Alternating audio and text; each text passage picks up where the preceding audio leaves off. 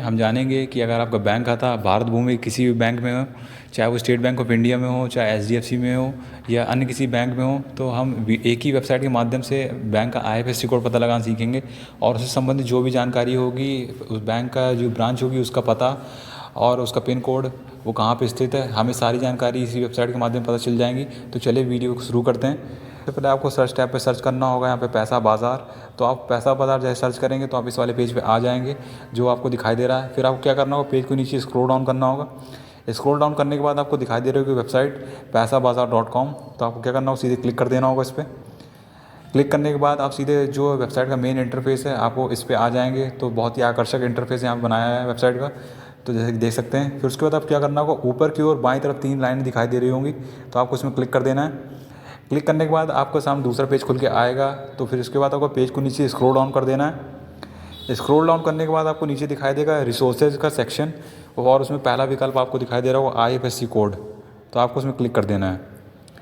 तो जैसे कि आप देख सकते हैं, आप फिर उसके बाद अगले पेज पे आ जाएंगे। तो जैसे कि आप ऊपर देखेंगे एक लाइन लिखी हुई है IFSC code finder, search latest IFSC online. और सबसे महत्वपूर्ण चीज़ आपको यहाँ पे देश के जो बड़े बैंक हैं वो आपको यहाँ पे दिखाई दे रहे होंगे, जैसे SBI, PNB, axis bank, Canara bank, HDFC bank और आईसीआईसीआई बैंक, जो देश के हमारे बड़े बैंक हैं यहाँ पे। और उसके बाद आपको यहाँ पे सोच रहे हो कि और बैंक यहाँ पे नहीं दिखा रहा है। अगर आपको और बैंक यहाँ पे कोई भी बैंक यहाँ पे क्लिक करके आप देख सकते हैं। तो आपको जैसे देख सकते हैं कि जितने भी बैंक हैं हमारे यहाँ पे, सारे यहाँ पे खुल के आ गए और आ जाएंगे। आप जितने भी यहाँ पे, चाहे वो विदेशी बैंक भारत में काम करते हैं, वो भी बैंक यहाँ पे आपको यहाँ पे दिखाई देंगे, जो यहाँ पे सिर्फ काम करते हैं। जैसे जैसे आप देख सकते हैं Australia and New Zealand banking group, ये बाहर के बैंक है हमारे।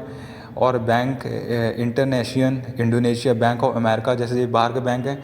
तो आप ये देश में जितने भी बैंक हैं, आप किसी को जिसमें भी आपका बैंक खाता है, आप उसकी यहाँ जानकारी प्राप्त कर सकते हैं, आईएफएससी कोड प्राप्त कर सकते हैं। तो जैसे कि आप देख सकते हैं। तो चलिए हम सीधे सबसे ऊपर ही वाला ले लेते हैं एक उदाहरण, अभ्युदय कोऑपरेटिव बैंक। तो आप क्या करना होगा, सीधे हम इस पर क्लिक कर देंगे। जैसे कि हमने बैंक चुन लिया है, फिर उसके बाद आपको जिस भी राज्य में रहते हैं तो आपको यहाँ पे राज्य चुन लेना है। तो सीधे हम चलिए हम मान लेते हैं गुजरात चुन लेते हैं। यहाँ पे गुजरात चुनने के बाद आपको यहाँ पे शहर चुन लेना है।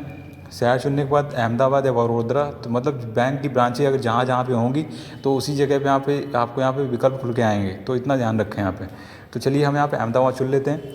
उसके बाद आपके यहाँ जैसे ब्रांच पे क्लिक करेंगे, प्लीज़ सिलेक्ट ब्रांच, तो आप इसमें क्लिक करेंगे। तो जैसे कि आप देख सकते हैं जहाँ जहाँ पे ब्रांच होगी अहमदाबाद में, आपको वो यहाँ पे खुल के आ जाएगा। चलिए मान लीजिए हमने यहाँ पे रायपुर चुन लिया। अब जैसे रायपुर हमने चुन लिया, अब रायपुर में जो भी हमारा यहाँ पे होगा सब कुछ खुल के आ जाएगा आपके सामने। जैसे कि आप देख सकते हैं आपके सामने जो रायपुर में आईएफएससी कोड है इसका ABHY00652004, और उसके सामने बगल में दाएं साइड में लिखा हुआ है आप यहाँ पे आरटीजीएस, आईएमपीएस और एनईएफटी ट्रांजैक्शन कर सकते हैं। यहाँ पे जो ब्रांच है जाकर यहाँ पे उसका आपको यहाँ पे इसका MICR कोड यहाँ पर चल जाएगा जो लिखा हुआ है, आप उसको भी देख सकते हैं। और उसके बाद जो ब्रांच का पता है वो भी आप देख सकते हैं, ब्लॉक नंबर E/1, घंटा करना, महावीर क्लॉथ मार्केट, रायपुर, अहमदाबाद। और उसका जो पिन कोड है वो आपको यहाँ पे दिखाई देगा। और यहाँ पे स्टेट दिखाई दे रहा है, सिटी दिखाई दे रहा है, ब्रांच दिखाई दे रहा है, और यहाँ पे कॉन्टैक्ट नंबर भी ब्रांच का दिखाई दे रहा है। तो आप इसी सेम तरीके से जैसे मैंने वीडियो में बताया है, आप वीडियो में आके और अन्य किसी बैंक की ब्रांच का भी आप आईएफएससी कोड पता कर सकते हैं। तो जैसे मैं आशा करता हूँ आपको यहाँ पे समझ में आ गया होगा। तो अगर आप वीडियो अगर आपको अच्छा लगा है तो वीडियो को लाइक कर दें, चैनल सब्सक्राइब करें और कमेंट जरूर करें।